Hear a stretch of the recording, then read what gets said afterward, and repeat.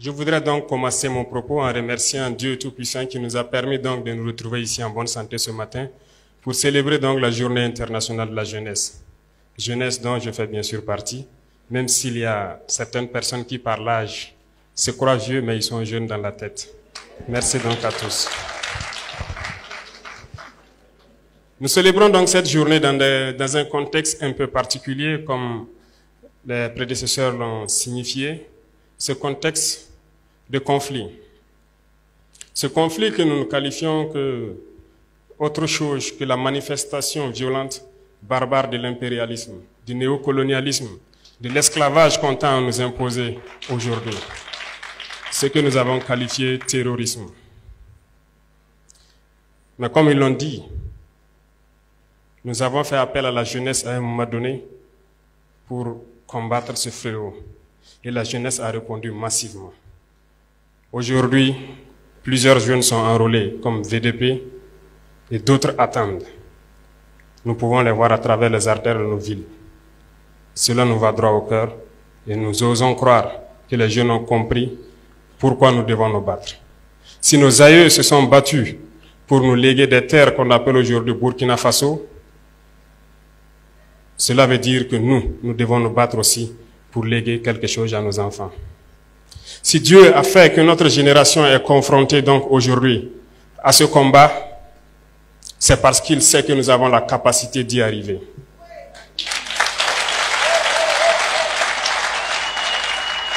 Et je sais compter sur tous pour qu'on y arrive. Le combat n'est pas seulement que militaire sur le terrain, mais le combat est beaucoup plus profond. Dans ce sens que nous devons aussi combattre à changer la mentalité.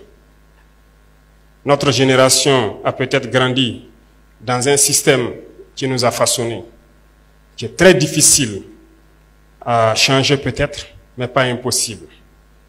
Peut-être que parmi nous, certains se retrouvent encore avec peut-être des caractères dont on ignore la portée, mais j'aime le dire, pour citer un auteur, il n'est pas d'homme plus méchant qui ne puisse changer son cœur si on lui enseigne comme il le faut les voies de la sagesse. Je pense que chacun d'entre nous peut changer.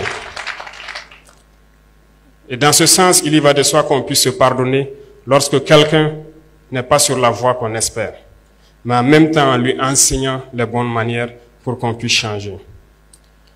Parce que l'arme fatale de l'impérialisme aujourd'hui, c'est la manipulation. Et la jeunesse est la cible. Notre pays, ou je dirais l'Afrique, est en majorité jeune. Et la jeunesse est la cible de cette manipulation. Et lorsque l'on découvre, il faut combattre cela. Et la plupart du temps, l'impérialisme n'est pas forcément ceux qui viennent d'ailleurs. Mais ils sont parmi nous. Et c'est parmi nous que la manipulation naît.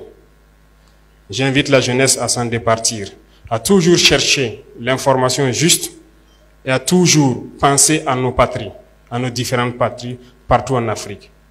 Je répète, si nos aïeux nous ont laissé une terre que nous avons trouvée, nous devons laisser des meilleures terres pour nos enfants. En ce sens, aujourd'hui, nous sommes réunis pour parler donc des problèmes de la jeunesse. Nous allons nous faire des promesses, certes, voir des perspectives, mais aussi se lancer des défis. Je pense que le parrain et la marraine vous ont lancé des défis. Et le ministre a souhaité vous donner chacun 300 francs. Mais je crois que le défi va au-delà de cela. Parce qu'il faut que la jeunesse comprenne aussi quelque chose. Nous, au niveau de l'exécutif, nous prenons des mesures, mais nous avons besoin aussi de vous parler, de vous sensibiliser, pour qu'ensemble nous puissions relever les défis qui sont aujourd'hui posés à nous. Pourquoi je dis cela? Lorsqu'ils racontent leurs histoires, on se rend compte qu'ils se sont battus d'eux-mêmes pour y arriver. Aujourd'hui, comme le ministre l'a signifié, instruction a été donnée pour qu'on puisse créer un fonds unique qui puisse soutenir la jeunesse dans l'entrepreneuriat. On ne vous demandera pas peut-être de partir de zéro, mais il y aura un minimum pour vous accompagner et vous aider. Parallèlement à cela, il y a très peu de temps, nous avons tout fait pour élaguer tout ce qui est fiscalité au niveau donc des jeunes entreprises qui devront se créer. Cela pour accompagner que vous ne vous retrouvez pas confrontés dès les premières années à certaines difficultés. En plus de tout ça, je pense, comme il l'a annoncé, nous pensons beaucoup à la formation professionnelle. Et c'est l'une des réformes majeures donc, de ce département. Et je pense qu'au passage à l'université, on l'avait bien fait savoir, il ne s'agit pas aujourd'hui de bosser, d'avoir un diplôme et de chercher à être employé. Il s'agit aussi d'apprendre des métiers et de pouvoir exercer. Donc, nous cherchons aujourd'hui à réorienter une bonne partie de la jeunesse vers l'emploi professionnel.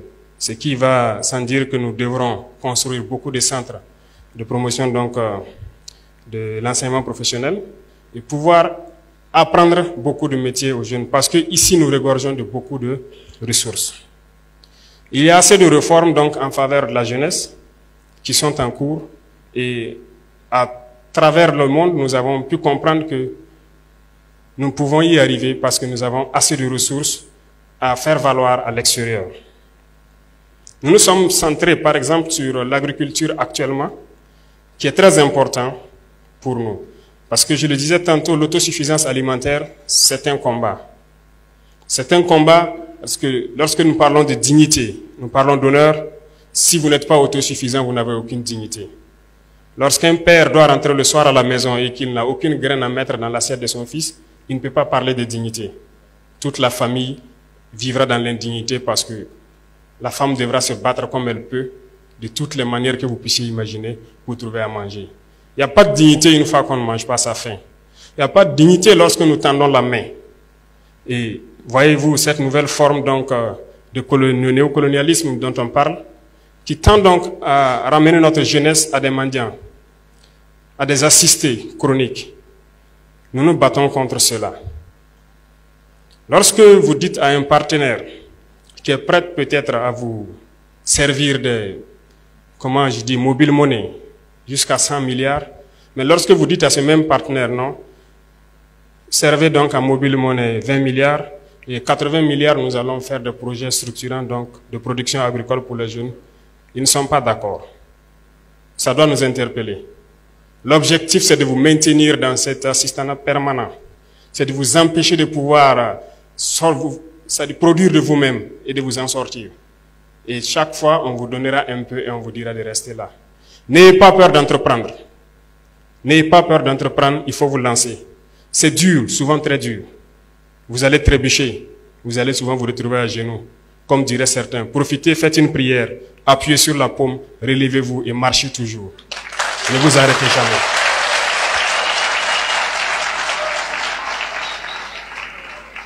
Et même ceux qui ont de l'emploi quelque part, ne vous en tenez pas seulement à votre emploi. Cherchez à investir, cherchez à développer quelque chose d'autre en parallèle. Parce que depuis, comme je vous disais, notre génération est dans un système assez complexe. On nous a peut-être appris qu'il faut juste avoir un emploi, un bureau, et on s'assoit et voilà, le salaire tombe à la fin du mois. Ça ne peut pas vous rendre heureux, ça ne peut pas. Votre salaire doit servir à développer quelque chose d'autre. Nous, nous sommes militaires. Moi, je suis entrepreneur aussi depuis quelques années de cela, en tant que jeune. Parce que nous ne sommes autorisés qu'à faire que l'agriculture, l'élevage.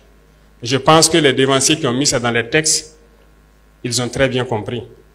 Et nous, nous participons donc à cela. Nous avons essayé, nous avons vu que c'est dur, mais la plupart du temps, lorsqu'on persévère, on peut finir par se frotter les mains. Donc je vous encourage à ne pas vous décourager. Pour ceux qui sont en train de chercher à entreprendre, ne vous découragez jamais. Il faut reprendre. Le chemin est toujours plein d'embûches. Mais vous ne devez pas vous arrêter, parce que vous allez finir par réussir. Nous sommes extrêmement riches ici au Burkina, nous pensons le temps à le dire.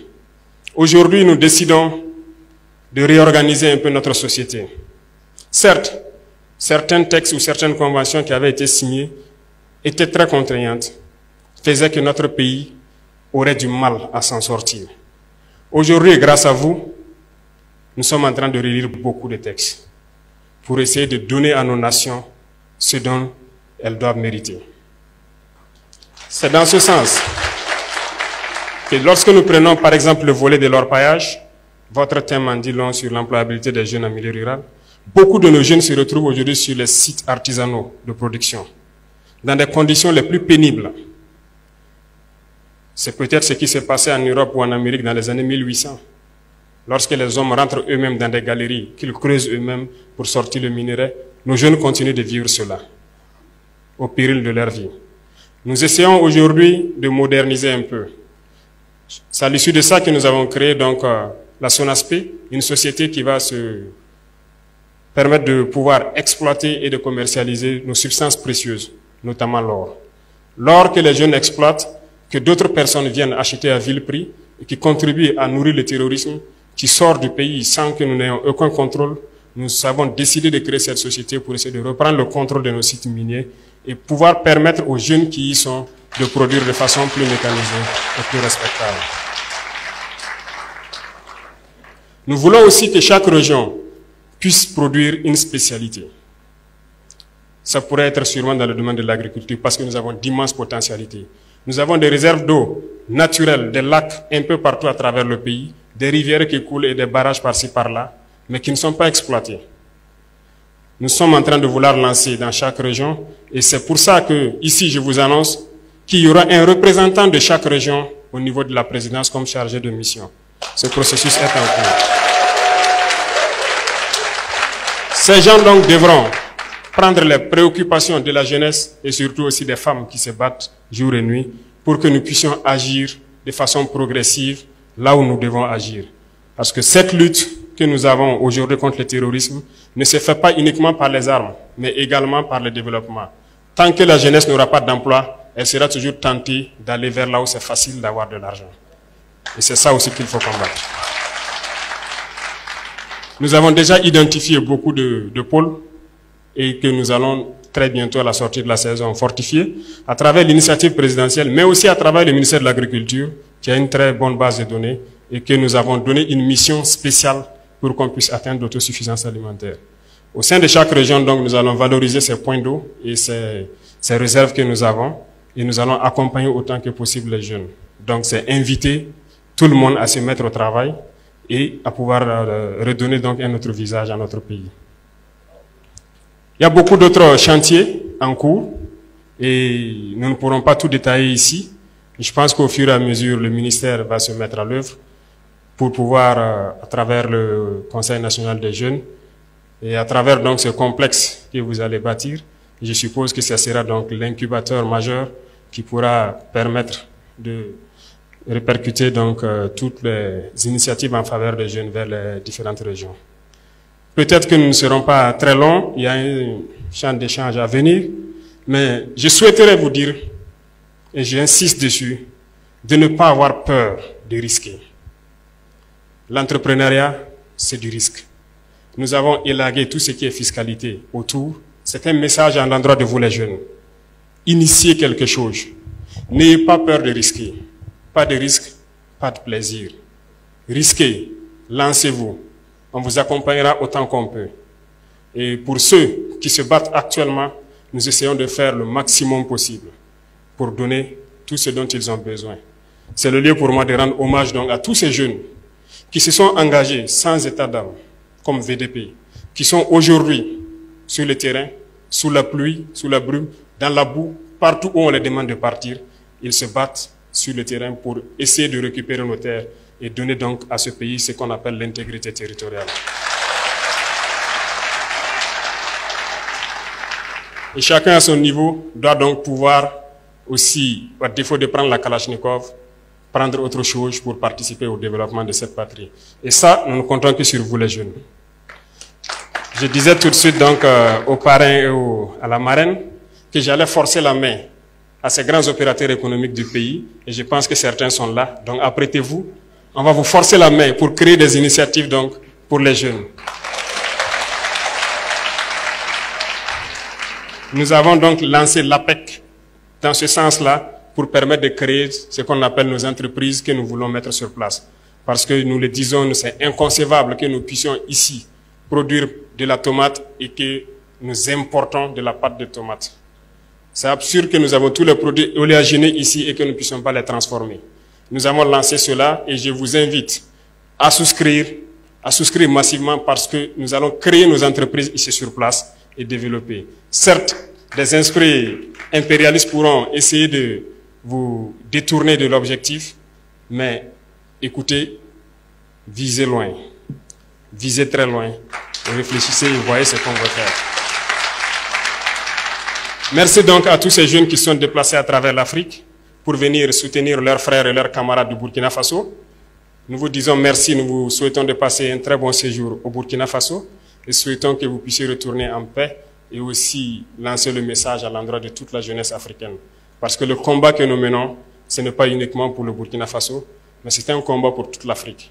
Il est temps qu'on se réveille et que nous ne soyons plus amenés à traverser l'océan, à mourir pour aller chercher l'Eldorado tant vanté. On peut le créer ici. Mettez-vous au travail et je pense que c'est possible. Donc merci d'être venu nous accompagner dans ces moments donc, de partage et de réflexion.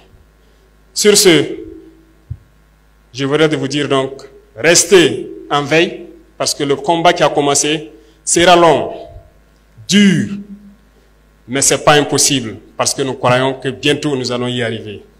Merci beaucoup à vous. La patrie ou la mort. Merci camarades. Afrique Média, le monde, c'est nous.